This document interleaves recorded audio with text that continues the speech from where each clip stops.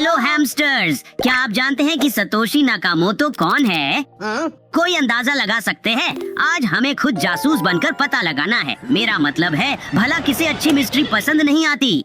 और ये क्रिप्टो की दुनिया में सबसे बड़ी मिस्ट्री है। तो सतोशी नाकामोटो कौन है? क्या ये वह व्यक्ति या लोगों का समूह है जिसने बिटकॉइन यानी दुनिया की पहली क्रिप्टो करेंसी बनाई? सच तो यह है कि यहाँ तक कि 16 वर्षों के बाद भी इस व्यक्ति के बारे में कोई आधिकारिक या सार्वजनिक सबूत नहीं मिला है। लेकिन थ्योरीज हैं, कुछ बेहतर हैं, कुछ नहीं।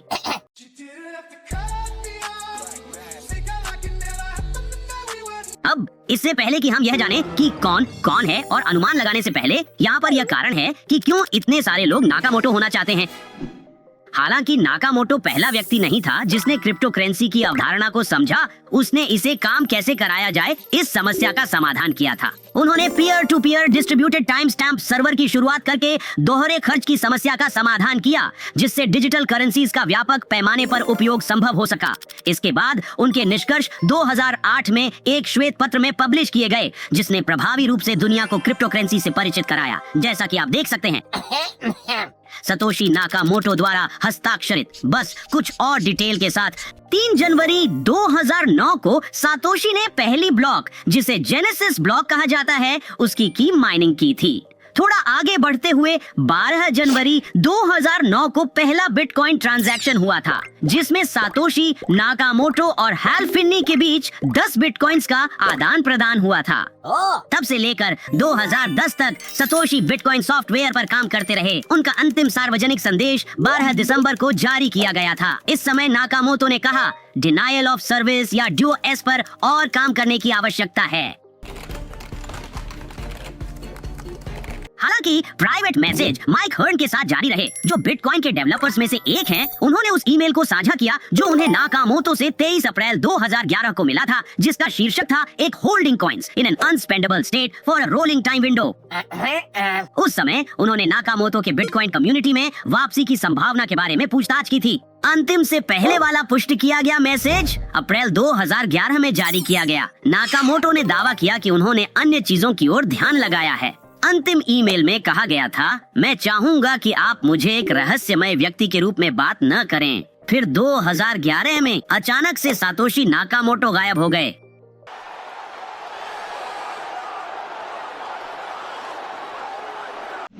और क्या बचा था?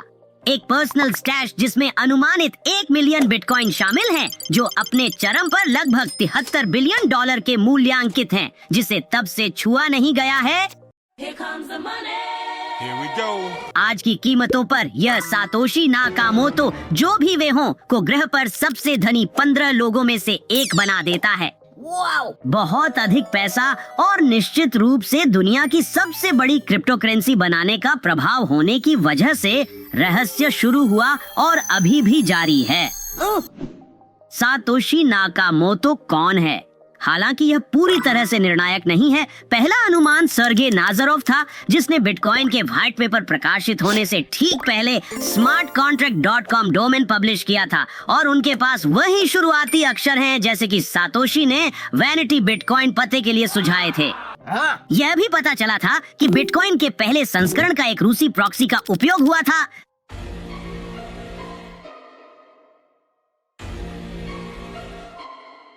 संभावना है कि हमसे भी मजबूत। फिर निश्चित रूप से अगर उपनाम वास्तव में उपनाम न होकर एक नकली नाम हो। क्या सतोशी नाकामोटो उस आविष्कारक का असली नाम था? वर्ष 2014 में कैलिफोर्निया के एक विद्वान और इंजीनियर डोरियन नाकामोटो को भी लिया मैकग्राथ गुडमैन द्वारा एक न्यूज़वीक लेख में बिटकॉइन के निर्माता के रूप में संदिग्ध बताया गया था। न्यूज़वीक द्वारा अनुसरण किया गया मार्ग एक 64 वर्षीय जापानी अमेरिकी व्यक्ति तक ले गया, जिनका नाम वास्तव में सातोशी नाकामोटो है। उनकी प्रतिक्रिया थी, मैं अब उसमें शामिल नहीं हूँ और मैं इस पर चर्चा नहीं कर सकता, और उन्होंने अपने बाएं हाथ की हरकत से सभी आगे की पूछताछ को खारिज कर दिया, जैसा कि लेख में बताया गया है। हालांकि इससे 2 महीने की जांच शुरू हुई, जिसके परिणाम स्वरूप यह निष्कर्ष निकला कि लॉस एंजलिस के निवासी भी संस्थापक नहीं था। The main reason I'm here is to clear my name that I have nothing to do with Bitcoin, nothing to do with developing. I was just an engineer doing something else. That's not me. I never communicated with Bitcoins. नाम से भी ज्यादा प्रभावशाली व्यक्ति थे hell Finney. हाँ, वही व्यक्ति जिसका जिक्र हमने पहले किया था, वही जिसने पहला बिटकॉइन ट्रांजैक्शन प्राप्त किया था। हैल के लिए पॉइंट्स, उनकी बिटकॉइन कम्युनिटी में गहरी इन्वॉल्वमेंट थी, इसके लॉन्च से पहले और बाद में भी। रोचकता से फिनी भी डोरियन नाकामोटो के घर से कुछ ब्लॉक्स की दूरी पर रहते थे, जिन्हें एक परिचय नामक के लिए प्रेरणा माना जाता है, जिसे फिनी ने शायद बनाया था। क्या ये कोइंसिडेंस है? इस मामले में सबूत थोड़े और आकर्षक हैं।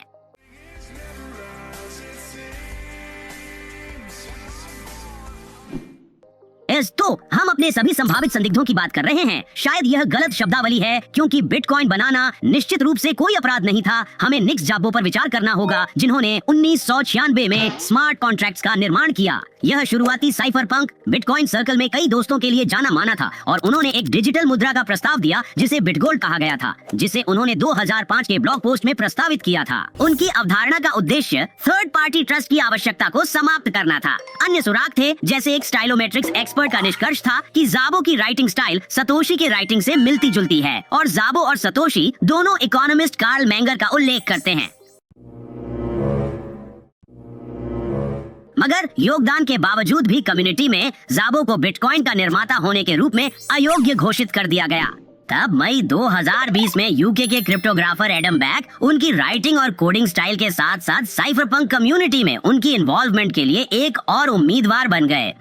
Call me crazy, but if we dive deeper into Adam Back, more coincidences just start lining up. बेशक, एक YouTube वीडियो में ये दावे करने के बावजूद एडम बैक ने खुद इन दावों का खंडन करते हुए कहा, कोइंसिडेंस और फैक्ट अव्यवस्थित होते हैं। इससे पहले कि आप पूछें, अधिकारियों ने हमें जवाब ढूंढने के कुछ करीब पहुंचाया है। लंदन में एक मुकदमा जिसमें सबूतों की जांच की गई थी, यह सुझाव देती है कि क्रेग राइट एक उत्साही ऑस्ट्रेलियाई वैज्ञानिक संस्थापक हो सकते हैं। बस कुछ महीने पहले फरवरी 2024 में क्रेग राइट को क्रिप्टो ओपन पेटेंट अलायंस से कानूनी कार्रवाई का सामना करना पड़ा, क्योंकि उन्होंने खुद को नकामोतो के रूप में झूठा दावा किया और यहाँ तक कि बिटकॉइन ब्लॉकचेन पर आईपी अधिकारों का दावा करने की कोशिश भी की। बात यह है कि यह प्रयास असफल रहा है, और अब हम प्रमाणित रूप से कह सकते हैं कि क्रेग राइट सतोशी नाकामोतो नहीं है। और बेशक क्रिप्टो ट्विटर ने उन्हें तुरंत निशाने पर ले लिया। How identity worked in Bitcoin. I remember reading it, probably when I wrote it. एक यूजर ने यह वीडियो शेयर किया जिसमें दावा किया गया कि हैशटैग फैक्टोशी पकड़ा गया था। हालांकि 2024 के अपडेट में एक वॉलेट जो अभी भी अज्ञात सतोशी नाकामोटो ने बनाया था, उसे कुछ बिटकॉइन प्राप्त हुए, जिससे स्वाभाविक रूप से यह बड़ी अटकलें लगीं कि बिटकॉइन के निर्माता जाग गए हैं। तो क्या वह वास्तव में अवकाश पर थे और असली सतोशी नाकामोटो जल्द ही आएंगे?